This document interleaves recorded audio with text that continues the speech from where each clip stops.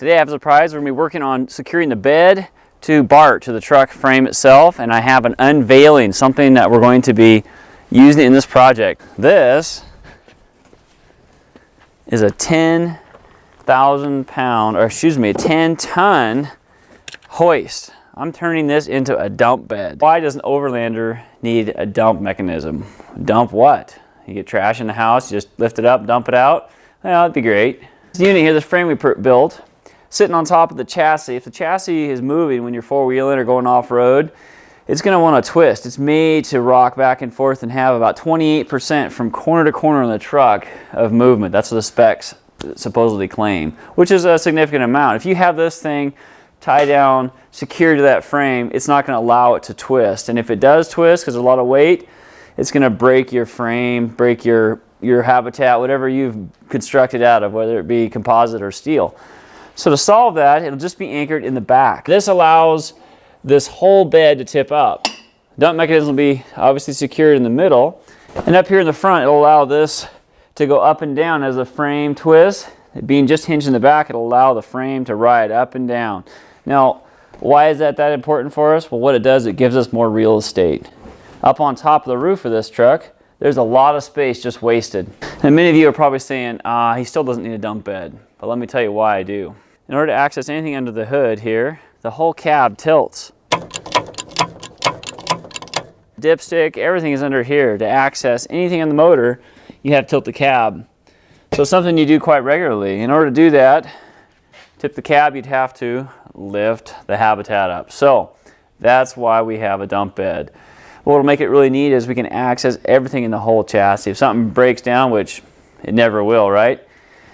We have to have access to it. I can use that hydraulic pump for my other hydraulic needs.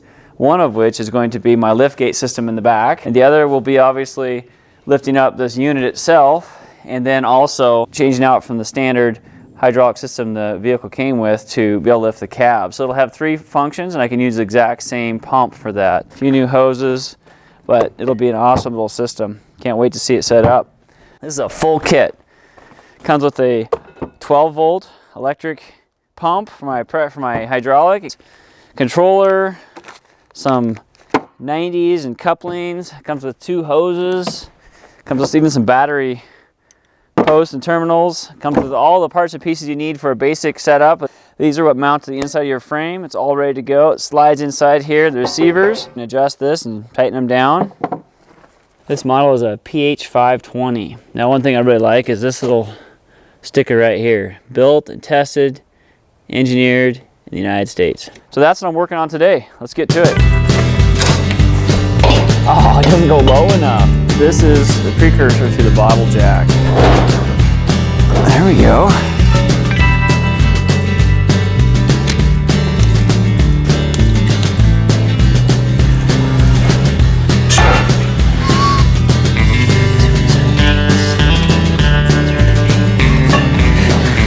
Good leverage. When designing and building this frame, I had to take into account this transmission.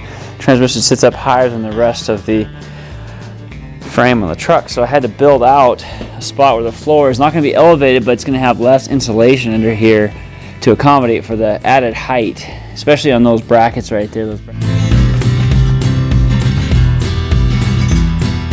You see how I keep having to climb up and down this ladder? I want to take this off after I fitted it all, tried it, and set it on the ground and build it down low. I need some suggestions from you guys of how to lift this unit after it's completed. Should I use a crane? Should I crib it up? I need to be able to lift it up and back the truck underneath of it if I do that. So give me some suggestions in the comment section. That would be great.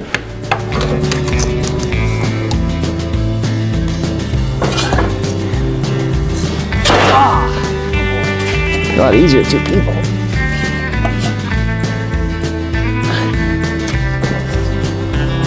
Oh, it's moving all over the place. I think.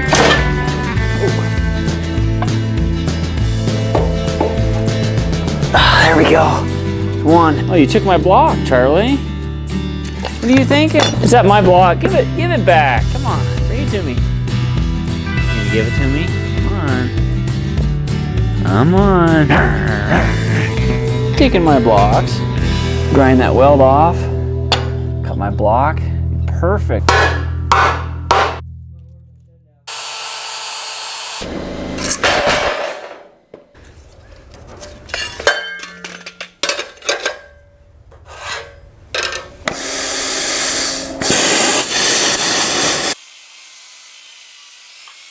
Man, decisions.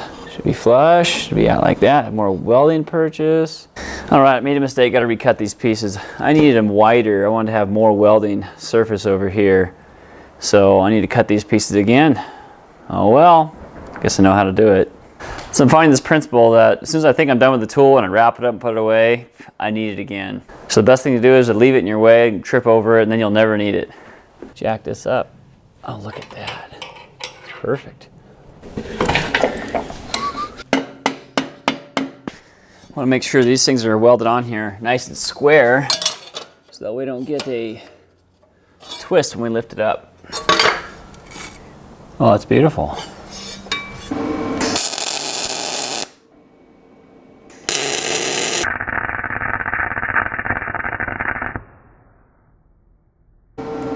So I made a mistake. I was over here welding by feel just going along, and I started going off my line. All right, disclaimer. Highly functional weld's not very attractive. That one looks all right. We'll just remember this one. That's one we'll keep in our memory when we're going to sleep tonight. Oh yeah. Oh, hey, something. I have to get my plasma cutter out and cut these off.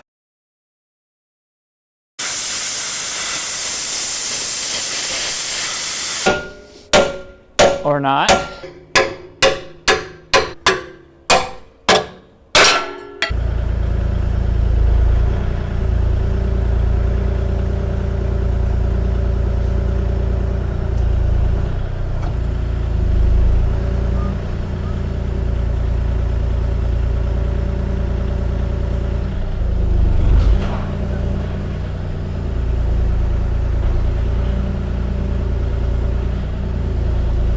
That works really good.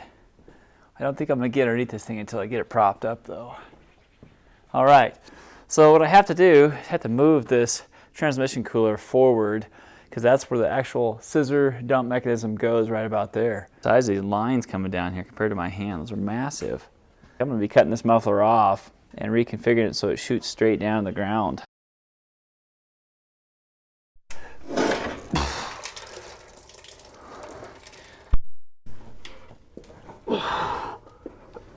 Thing's heavy. It's made of aluminum, it's really heavy. Well, as can easily happen, we're going down a rabbit trail. We have to remove this muffler. We can't get these bolts loose until we heat them up with a torch and hopefully crack them loose. There you go. Thing that holds the muffler to the pipe. Got to weld that on, reinstall it. I almost made a huge mistake. I was going to put my transmission cooler over in this section here. It's like awesome, all this real estate, untouched. But this right here is part of the sway bar system for the whole suspension, and it happens to ride on top of the axles, which goes up from this point 5 inches. So if I were to build like I anticipated, it'd be 5 inches higher. It would hit my transmission cooler, and that would be horrible. Plan B.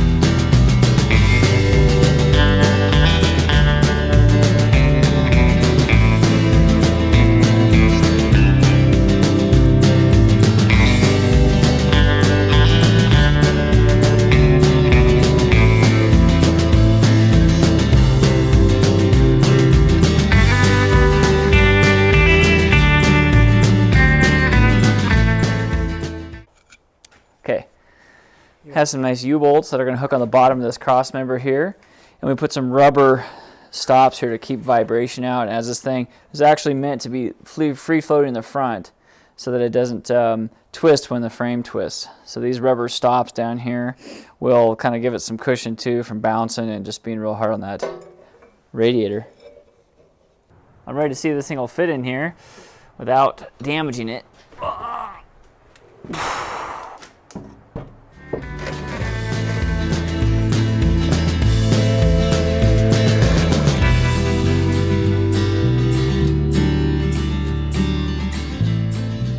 Well, I can see it last rabbit trail is just going to throw off my schedule today. I'm going to have to pick it up in the next video, show you guys how this thing actually works.